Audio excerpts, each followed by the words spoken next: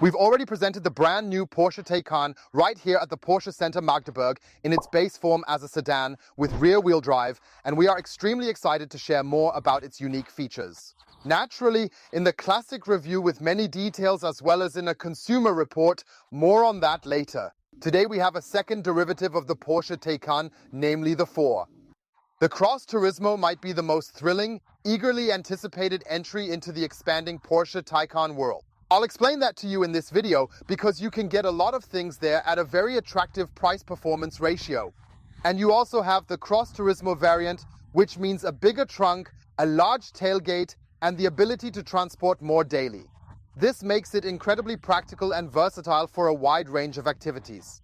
We have 2 videos planned for you. First, here is the classic review with the driving report, and then in a second video, which either comes before or after this one, we take this vehicle to the racetrack. Stefan, how cool is that, right? Mega. We're going to Oschersleben, we're racing on the DTM track, and we want to show you that this 4 Cross Turismo can keep up with a new 911 Carrera. I'd say just quickly check your subscription so you don't miss the video, and let's get started with the 4 Cross Turismo of the Porsche Taycan.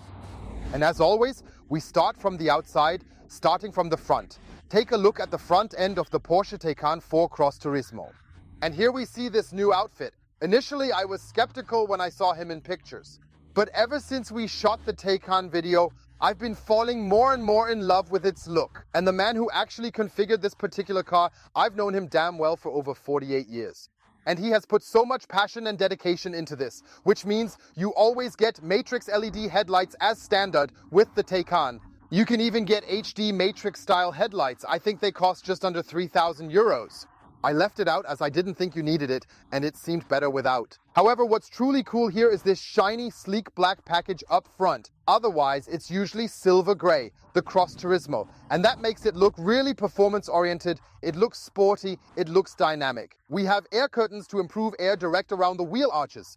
The shiny black glossy one really truly matches beautifully the plastic silhouette of the Cross Turismo so well. Cross Turismo, it's here at the standard height. You can also lower it by 2 levels. You can drive it higher for off-road. One significant advantage is that you're mobile even off-road, but you also have very high performance on the street, which we'll be sure to show you on the racetrack. Yes, they selected the aero wheels here. It's a nice cross-spoke design, black, high-gloss polished, but with aerodynamic elements in between, so the air can flow more efficiently around the wheel and you get better fuel efficiency. Front 245, 45 R20, mixed tires at the rear with 285s. That gives a nice, solid impression. The black railing is consistently the standard here. It aligns very, very well with the universally standard color black. I didn't go for the deep black metallic because I think black in particular makes it truly like a black beastie, which felt excessive. And optionally, you can also get it in glossy black or naturally silver anodized. Down here again, the black elements also in the side skirts, and that's a small premium package with, I think, 345 euros. Yes, the rear part is still, in my opinion, a real eye-catcher on the Porsche Taycan. We have, on the one hand, the continuous light strip, and for a good 1,300 euros, you can also get the illuminated Porsche lettering here. I decided against it because I think a bit of understatement, and the car itself, I believe, already makes a huge impact. And down here, new rear diffusers, cool glossy black, that's included in the 345 euro package. Rounds off the whole thing, so from the outside we actually have a black beauty, except for the rims, which are exquisitely high gloss polished to really highlight and emphasize the premium quality as a luxury sedan. I'd love to know what you think about the privacy glass feature on the Porsche Taycan 4 Cross Turismo model. I believe it starts at around 114,000 euros, if I remember correctly. Correct me if I'm wrong, and here in this exhibition, it's priced at 125,000 euros, which means we unfortunately didn't pack in that many extras, to be completely honest with you. Why didn't we do it? The simple reason is that the 4 Cross Turismo hosts 2 things. For one, the AWD shown by 4, which means rear-wheel drive.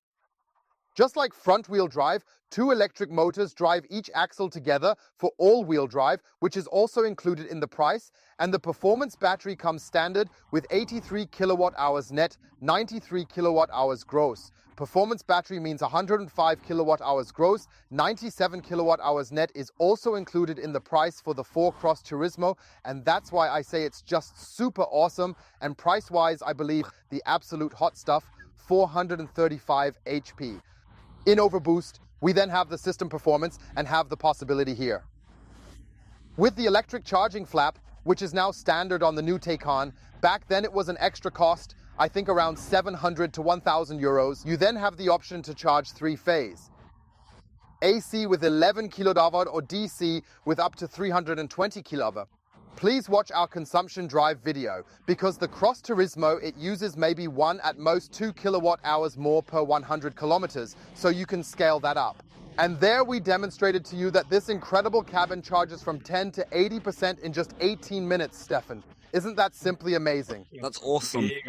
And that's for 97 kilowatt hours net, of which 70%, that's just a damn good time value for the price you are paying. And so I believe the 4 Cross Turismo could be for those who are now in the entry-level price segment. In the entry-level segment, finding a cool car is the absolute insider tip. It's 4.97 meters long, yet merely 1.40 meters high, just a tiny bit taller, perhaps around a good centimeter or so, taller than the base Taycan. It is 1.96 meters wide with mirrors, 2.14 meters, and has a wheelbase of 2.90 meters. We need that too, because to properly and efficiently integrate the new battery pack, it is essential. Yes, 113,100 euros is the base price. We like to keep things clear. And then, for a good 12,000 euros, some extras have been added here. I'll tell you all about that in this video. Acceleration 0 to 100, 4.7 seconds is still a top value, isn't it? That's also Porsche-like, isn't it? Yes, that's Porsche. Later, in our driving report, we definitely want to measure it with the Draghi to see if it really delivers. And the top speed is 220 km/h. I think that's a decent cruising speed for a Zuffenhausen sports car, right? Absolutely fitting. Over 600 Newton meters torque complete the package, so I believe Cross Turismo, more of a galloper than just a slow pony, you'd agree, right? Yes. We know that from Porsche. Well, nice toy, right? I'll tell you, anyone who owns a key like that has really made it, right? Yeah. He managed to press it up here, and that's what Porsche understood about electromobility, to use every bit of space effectively for the comfort of its occupants. Naturally, the Taycan has a frunk, 84 liters, easily fitting a carry-on suitcase and some smaller items. Under the flaps, we have the onboard tools, tire sealant if you want it, of course, also a first aid kit, and the warning triangle. Here in front, there's the engine, air conditioning, etc. We have range hoods, which is of course standard, I think in this price range. And we end up with a nice tidy silhouette because of that. The 84 liters in the front trunk are actually quite significant because we have to add those up. Let's move on to the trunk. What I really don't like, and have always criticized Porsche for, even in the older models, is this cutout in the bodywork for the button. I have to say, I find that very, very disappointing. If you have chosen the comfort access option, you also have the possibility of using a sensor, meaning you can open the trunk with a foot kick. The Cross Turismo has a cargo volume of 446 liters. Adding the 84 liters, Stefan, we get a total luggage volume of 530 liters. That's neat, right? Just orders. We have the double loading floor here, so a Type 2 charging cable fits in, the Schuko emergency kit, and other bits. We have pockets on the left and right. I have to say, I also find it super, super cool for storing things. We have a strap on the left and a strap here, where you can also place something behind. We have these little hooks you can fold out here. It's kind of nice, actually. Not sure what he's for? The shopping basket? Yeah, exactly. Just hang it onto the bag. Everything is beautifully lined with carpet, and here in the front, Stefan, look, Porsche watches our videos too, nice anodized and brushed aluminum, so nothing gets damaged while loading and unloading, giving you peace of mind and ensuring the interior remains in perfect condition. We have a fixed parcel shelf, but then we have the option, depending on which rear seat we choose, the person who configured the car opted for the 4-seater version. There's also the 5-seater version, and we have 40% on the passenger side, which we can fold down again, and on the driver's side, accordingly, I think I need to walk around a bit. Here again, Then another 60% to fold down. If you choose the 2+1 seating configuration, which I would definitely recommend, you can fold down 20% in the middle, which is also great for a long item and so on. But the person who configured the car opted out of that because it probably isn't as useful, right? Yeah, but we also have a nice flat surface, right? So you have a long item here, like a small cabinet. So 84 liters in the front, 446 liters of trunk space. If expanded, we get 12 on 12 liters plus 84 liters in front, ample for large luggage or transporting items conveniently. So 1,300 liters in a Porsche, man, that's crazy, right? Awesome. Fit the in-laws in there, right? Nice and small, go camping. Right? Exactly, mattress in, go. Stefan, I'm so excited. Well, what? It opens by electric? Is it electric? That's exactly how it should be. Let's give it a try and make it nice and soft but quick. Now with soft close click. I like that. And not a loud slam like we had with the Tesla, right? Boom, right? We've got this big boom today, eh? How again? Kaboom. By the way, before we talk about it all over again, you can optionally get a roof rack, but my colleague, who personally configured the car, deliberately left it out because I think it just makes the car seem much taller than it actually is. Roof load 75 kilo, but I mean only with roof rack. Feel free to write in the comments if you know for sure, if it works with the steel roof too. Optionally, you can also get a glass roof here for around 1,600 euros. The configurator left that out too because he thought, well, the front passengers can't look out through the roof glass into the sky anyway because it's too far back and he usually doesn't have rear passengers. So he doesn't need a glass roof. And one mustn't forget, and we'll definitely measure this in the driving report, that with a steel roof, it's also significantly quieter inside. Outside, I've shown you everything. Let's head inside. And here, the configurator also didn't choose the double glazing, which signifies two panes connected with a layer of air or gas in between for better insulation. That costs a good 1,300 euros altogether. Then with thermal insulation glass and privacy glazing, because he's a penny pincher and he says, man, the dough kneader is extremely quiet inside even without double glazing. If he turns out to be right, we shall inevitably find out together later, of course. Yes. He was also a bit frugal on the interior because with Porsche you can't just spend 100 euros for the base model, but you can easily add another 80,000 to 100,000 euros in extras. He chose partial leather upholstery here. It's high quality plastic, foamed, textured, looks chic. He took the base, added this riffle here. I think it's quite chic too. It even possesses a noticeable bit of that matte carbon texture, but it isn't actual carbon. You can get this optionally, and it has this grey dark silver line, which I also find chic. He opted for the comfort seat package with memory function. He wasn't stingy with 1,400 euros there, and then he also has plastic here again, but it's soft foam-backed plastic. In the side pocket, look, Stefan, with carpet, please. Cool Porsche, right? Super. That's how the interior and the upper structure work. You'll find it again here.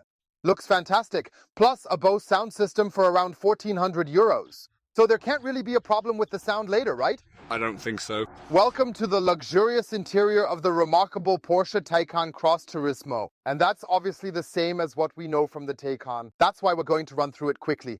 He doesn't need a head-up display because he looks through it, he told me. Then we have this wonderful, elegant curved display where he can customize essential information easily and conveniently. And it has a multifunction steering wheel that can be adjusted electrically for both reach and height. Very nice in the GT look, of course, with steering wheel heating for the winter so he doesn't get cold fingers when he gets in with cold fingers, but rather warm fingers. And we have multifunction as it should be with haptic buttons. It's all super stylishly done, not overloaded. You can also control it blindly while driving after a certain familiarization period. Yes, we have the gear selector up front here, you know that. We have the central information display, also with the nice colorful tiles in the latest generation. And I have to say, that's a highlight. Then we have the third display where we can control the air conditioning, as well as, of course, show us the charge level and other things. And he was clever, of course, because he loves seat ventilation. He naturally integrated this option here. They are only available with the comfort seat, by the way. That's why he chose them. That would have been stingy. So 1,000 euros, I believe, seat ventilation and Topcom, plus about 1,400. He spent 2,400 euros on comfort seats and ventilation. Very nice, but he cut corners again. Why? I'm sitting here in the middle seat, which is really just a small shell. Well, What hooked on poppers? where he saved the most was actually on the passenger display. No, because there's a film on it now. He can't look at it anyway. So he thought, well, The passenger doesn't need any entertainment now, right? Indeed. So that's another option to consider. I think it's about 1,000 euros. To get a passenger display so that the passenger can comfortably adjust everything and also use entertainment functions during the drive. Black roof lining comes as standard. He added the Sport Chrono package. That's also important because you have the option here on the steering wheel to choose between the different driving modes. That means we have gravel mode here, which is useful for diverse terrains and conditions. So gravel is the mode where the suspension is raised, where it gets into gravel or off-road. Then you have the classic range mode, which you know, and the normal mode, which you drive with by default. And then you have Sport and Sport Plus, where you can then, of course, switch here on the steering wheel while driving. This is super, super cool. Why is it cool? When you drive normally, you have power. We'll show you later in the driving report in detail. And you can easily keep up with traffic, even in range mode, possible. And if you ever want to, like yesterday in Oschersleben, we tried to follow a 997 turbo. He just had to switch twice to Sport Plus and then overboost 435 HP full power. I have to tell you, the 997 turbo, it wasn't far from us, was it? No, I'll just follow behind. But we don't want to get ahead of the Oschersleben video either. The view through the side reveals the partial leather trim beautifully once more. For a good 3.6, 3.9, you can of course get full leather too. Then everything here is wonderfully upholstered. You don't need that. Nice glove compartment lined with felt. Below that, of course, another nice compartment where the gentleman's pouch, which isn't included, Stefan, or a small lady's pouch can fit. Here, you can see the comfort seat very, very nicely again. Of course, covered in leather, perforated. So you have seat heating, seat ventilation. Optionally, you can also add massage. Add it if you like. Have a nice side support in the lumbar area here. Decent lateral support for the thigh area. And of course, the comfort headrest, which, as usual, doesn't come off. Due to the fact that it's a bit stiff, because the car is so relatively new, where you can then adjust the distance to the head accordingly. That's a great feature, and it does give you a bit of that sports car feeling, Stefan, doesn't it? Absolutely, yes. What you can optionally get is soft close. He left that out because he said he would save the money. However, many prominent individuals within Porsche's extensive clientele expected that such a high-end premium vehicle should naturally have soft close doors. I don't think that's necessary. What do you say? My old Mercedes EQS didn't have that either, and it worked wonderfully. Towers were much heavier. What's really cool about the Cross Turismo is the body shape. You can clearly see here, the sedan would slope down much more sharply here. That means we have more space in the back, especially in the head area, which provides extra room for taller passengers. I want to show you this. I'm 1.85 meters tall, weigh 99.9 kilos, and now I'll slide smoothly into the Taycan, appreciating its sleek design and luxurious comfort. And here you notice more headroom than in the sedan, allowing a comfortable experience. And somehow the sense of space, don't ask me why, but somehow because of the roof shape, is significantly larger. We've got a center armrest, but Porsche's at fault. Here, perfect, right by my elbow, there's the cup holder. Good grief, why can't we fold down the entire surface here and seamlessly integrate the cup holders up in the front, Stefan, right? Smooth and creamy. I don't know either. Yeah, without the 2+1 arrangement, you get this nice compartment here. Stefan was just sitting in there with his butt. That's why he was fussing when we showed the engine board. You can really be quite a brat. Just sit on it, will you? No, I won't. Isofix mounts on the driver's side and passenger side. Very, very well done. Simply through such flaps, which can also be removed. I think it's well done. And as I said, you also get the 2+1 seating arrangement with a third headrest, third belt, and 20% folding optional. Yes, what we also don't have here in the test subject was also stingy is the 4-zone climate control. If you seldom have people riding in the back, I think you can skip it. Nice compartments here. And I mean, there should also be some USB-C ports around here somewhere, right, Stefan? Oh yeah, look here. There are actually 2 USB-C ports that are securely stored in the seat back. Where Porsche gets a bit stingy again, I think, is on the backrest of the driver's seats, right? Yeah, sort of, but there's a gap. That's a harder type of plastic. It's not soft, it's well-grained, looks relatively valuable, but somehow, sure, you can get everything leather wrapped, and I'm missing a little pocket here.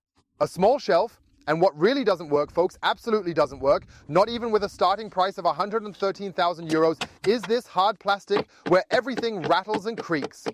In my opinion, this should be covered up. Sure, you can have it all upholstered in leather, you can have it all covered with race tags, which others call Alcantara. But then, We're at the 70-80K premium, and honestly, I think we need to keep things in proper perspective, Stefan. Don't you think it's important? Absolutely, yes. And the car is, as you have seen it now, well configured. Feel free to write in the comments how you see it. With 113,100 base plus, a good 12,000 euros extra, that makes 125K. For this Taycan 4 Cross Turismo. Outside, we've shown you everything. Inside, we've told you everything. Stefan, come in. We have planned to do the big and extensive test drive to truly see and determine how much raw power the Biases 4 Cross Turismo genuinely has under the hood. We are setting off with the Porsche Taycan 4 Cross Turismo and are cruising quite smoothly through the scenic routes out of Magdeburg. What we notice right away is that we sit just a little bit higher here than in the basic model, right, Stefan? Yes. Yeah, that's right. However, it also makes you feel like you have a bit more comprehensive overview. That means we're currently driving in normal mode, where it has a medium height, which I forgot to mention earlier. There's also a Cross Turismo design package where you get some really cool fins, which look really awesome. But it also costs around 2,000 euros extra. That way, you can make the Cross Turismo a bit sportier on one hand, but also a bit more off-road capable, where I think it gets an additional centimeter of ground clearance, depending on where you might want to use the car. Many people also use the Taycan on light terrain or gravel, or they are hunters who venture into remote areas frequently. So, there are certainly quite a considerable variety of unique ways to effectively use such a sporty car derivative off-road. If you're into off-road terrain, feel free to check out our comprehensive video from the Porsche Experience Center in Leipzig. We took a Cross Turismo for a thrilling and exhilarating ride on the off-road course. That was such a thrilling tale indeed. And it was fun too. I never would have imagined that a sporty vehicle could perform so well off-road. Don't you think so too? Yeah, really. And being so tightly yet comfortably suspended, so that's also kind of a stroke of genius, I think, from Porsche, managing to achieve this balance. You will see that in the video where we're on the racetrack in Oschersleben, that you can drive incredibly fast on a DTM course with this car, but also go off-road in the terrain. So that's the most genius thing about the Cross Turismo, right? Oh well, that would be all.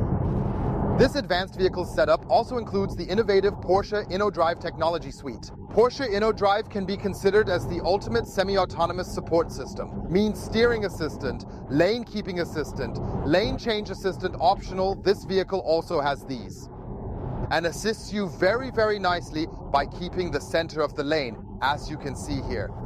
And he does it very, very neatly, very, very smoothly. And here you just need to regularly, of course, hold the steering wheel so he knows that you're paying attention. As far as I know, it goes up to 210 km/h, so between 30 and 210 km/h in the maximum range. You have a traffic jam assistant, and so I'm fairly certain that it's the top feature in a Porsche right now, especially as it's predictive, is the system that enhances driving with precision. This means it knows when speed limits are coming, adjusts the speed accordingly, and ensures the car slows down significantly, even on the sharpest turns.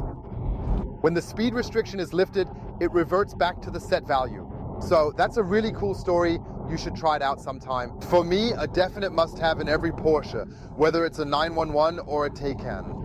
What's truly awesome is when you turn and just execute a kickdown, the thing shoots forward, it marches, it's got incredible power.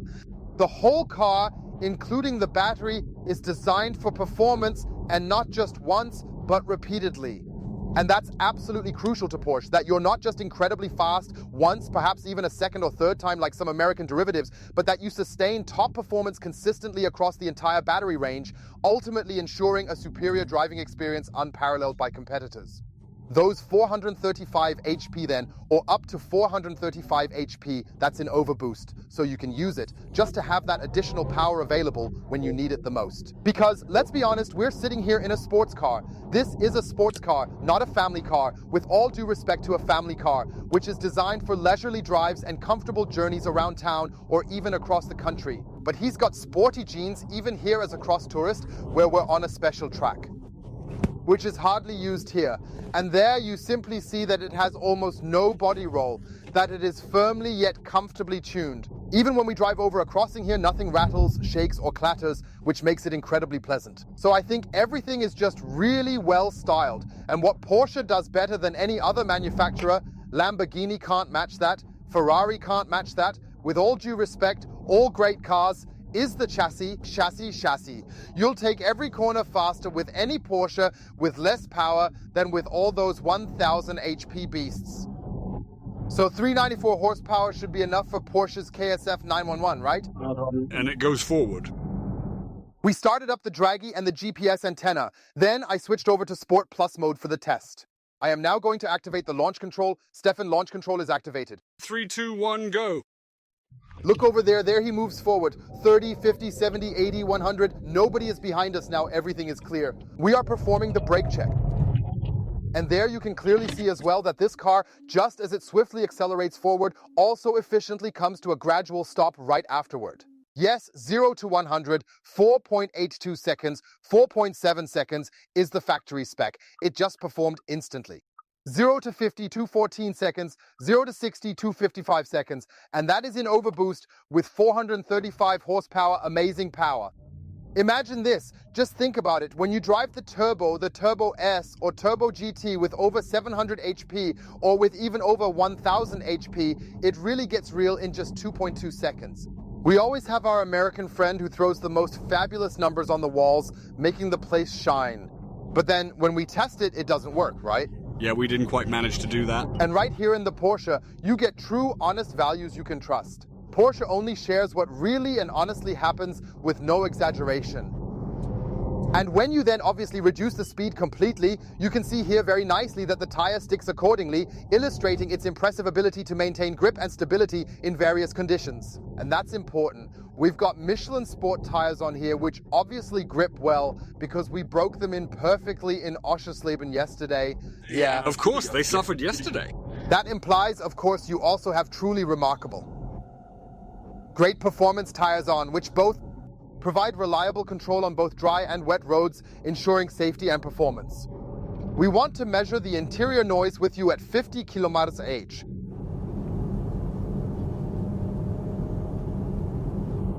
(57, 58 decibels. I accelerate to 70. That goes quickly. 60, 61 decibels for comparison. VW ID 0.3s. Value at 50, and we accelerate to 100 km/h.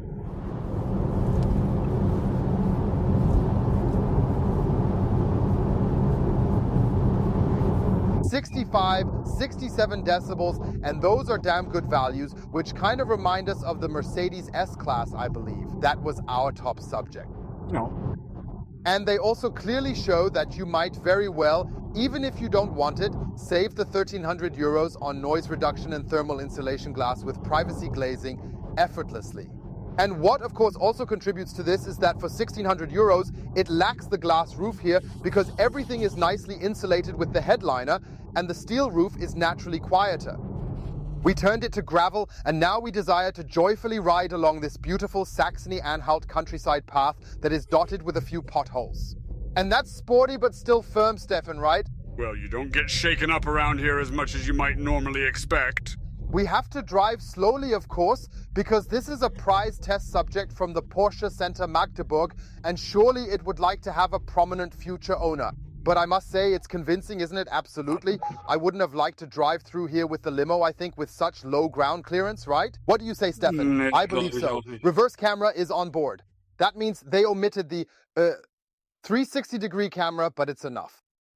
Ultrasonic sensors placed front and back. Okay, or? That's enough. Yes, you also have advanced assistance systems here. On board, which accurately guide you through the terrain from hill start assist to hill descent assist for when the ground gets particularly slippery. Thus, the ESP here is specifically configured for enhanced off-road capability and performance. Well, Porsche gives its engineers meticulously clear instructions. It's not just like with other car manufacturers, oh, we'll just slightly raise the suspension a bit and then you'll be able to get through the challenging terrain with ease. No, that genuinely requires substantial brainpower engineering to guarantee everything works seamlessly perfectly. Of course, we want to accelerate, bam, back at 70, since only 70 is allowed on this stretch of road. And I have to tell you, even in a 4-course Turismo, it is so much fun that you basically, every extra horsepower, then the 4S Cross Turismo, later GTS Cross Turismo, although GTS I believe isn't in the Cross Turismo. But Turbo and Turbo S Cross Turismo need that, Stefan? Yes. Having is better than needing. Better to have than to need. Probably just about money.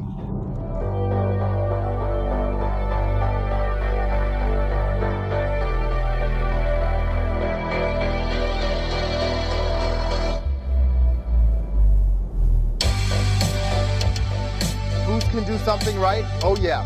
That's pretty loud. Well, I'm really a fan of Burmester. If Burmester didn't come with such a high additional cost... It's a bit of an upgrade, though, for the everyday average Joe. But think about my 911 Cabrio. It blows everything away, no? This has some oomph here, funny. In the Taycan, you naturally also have a standard interface for Apple CarPlay and Android Auto Wireless included, which ensures seamless connectivity for your devices. That signifies you don't need a cable to connect the whole thing.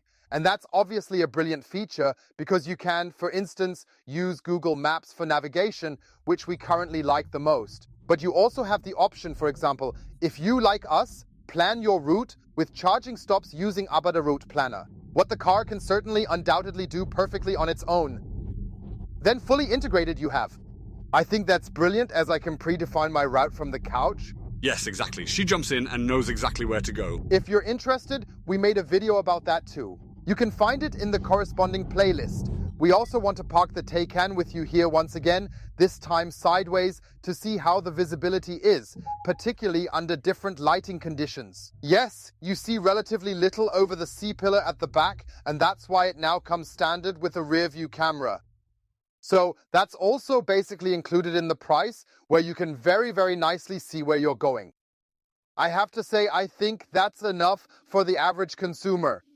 Whoever is willing, to pay 1,500 euros extra, will also get surround view with a 360-degree view, a front camera when driving out of tight exits. So I think if you drive a lot in busy urban areas, this could be really quite helpful, Stefan, you know, right? Yeah, just about enough parking spaces and stuff. But via Landstädter, I think it's not absolutely necessary right now, is it though? Or do you think it might be? Just look at that, it starts right away, awesome. I've set it to Sport Plus mode. I want to show you the turning circle, around 12 meters. Of course, this isn't the biggest highlight or the most remarkable feature of this particular vehicle. Others can do that better. Think of the Mercedes EQS, which is even 30 centimeters longer and has a turning circle that's a whole meter smaller. However, I truly believe that it is sufficient to drive the car carefully in an urban setting. What certainly wasn't entirely optimal with the first Porsche Taycan was indeed the navigation with route guidance inclusive of charging planning. Here too, Porsche has significantly and notably further developed the capabilities of its navigation system. I also find it very, very clear where the charging stops are shown on the right, where you also have various options. So Porsche is also a corporation that listens to its customers, takes in external opinions, and incorporates that into the development processes. I think that's really cool. That it's a brand which genuinely wants to evolve, continually improves, and always aims higher for the best results possible. At Porsche, it's not about just giving you a car, it's genuinely about the Mercedes-Benz motto, the best or nothing, ensuring excellence. Only I think it's a bit more accurate with Porsche right now. Yeah, I shouldn't have said that. Oh really? But we are always honest, right? Yes. Let's come to the detailed conclusion with the impressive Porsche Taycan Cross Turismo and why I also consider it the best choice for everyone who wants to enter the Taycan world, but is possibly looking at the lower end of the price range rather than the upper end, making it a more accessible vehicle compared to other models in the lineup. Yes, the spread is huge. You get it as a sedan, you get it as a Sport Turismo, and you get it as a Cross Turismo with off-road capabilities just like our test model, but also always at the base has equipped the all-wheel drive with the performance battery. And so, price performance-wise, it's quite good. From my perspective, check it out in the configurator, the most cost-efficient variant. Yes, on top of that, there are a few features you might want which enhance your experience. Similar to assistance systems, Porsche IndoDrive, which functions really, really well and efficiently. You set up the seating configuration, maybe add seat ventilation, especially with a black car, which has stationary air conditioning, but also with seat ventilation. stand air conditioning plus seat ventilation so you don't end up sitting on a sun-heated black leather seat. Therefore, there are numerous intelligent features plus the app connectivity where you can control it remotely, which indeed makes a Taycan hassle-free and highly convenient for everyday use. And I think starting from 125,000 euros, to be honest, that's when it begins, right? Exactly. And that's far from the end, as we've already established. Exactly, I believe you get a car that's currently considered the state-of-the-art for that price range. It is one of the best electric cars we have ever had the pleasure of driving here on Simply Electric. When you watch the consumption video of the sedan, mentally add 1 or 2 kilowatt hours for the Cross Turismo, you'll quickly notice that it is incredibly efficient, that it's currently the absolute coolest and way more advanced. Fattest, thickest, ever-loading performance ever Everest, right? Alrighty then, okay? Yeah, it actually doesn't get much better than that. And you folks get an incredible car that masterfully bridges light off-road capability, great street performance as an everyday driver, plus heightened and impressive performance, which you will experience again in the Oschersleben video on the racetrack. Well then, so you guys basically have a jack of all trades, or how do you nicely put it, not metaphorically. Ja, richtig. And that, as previously mentioned, starts at 113,100 euros. I know many of you say it will never be possible. There are two options. Either consider an interesting leasing or financing offer that usually puts the purchase price into perspective. Or, which is really also a very, very good car, let's look at used Taycans, because I heard that you can sometimes find some amazing deals on them, which could save us a lot of money. Very young with under 20,000 kilometers you can get for half the new price, right? You should most definitely check that out if you're really interested. And I also know from some of my friends and acquaintances who come from the American super electric car segment that they are already considering swapping their model for a Taycan, because then even used it could perhaps be very, very fascinating and interesting. So feel free to check in at the Porsche Center Magdeburg or at any other Porsche dealer of your choice and see if maybe a Taycan of the first or possibly second model generation might be the right electric car for you to consider driving and enjoying every day. And with that, we've reached the end of today's video with the Porsche Taycan 4 Cross Turismo from the Porsche Center Magdeburg. I hope you enjoyed watching this video so much. Give it a big thumbs up.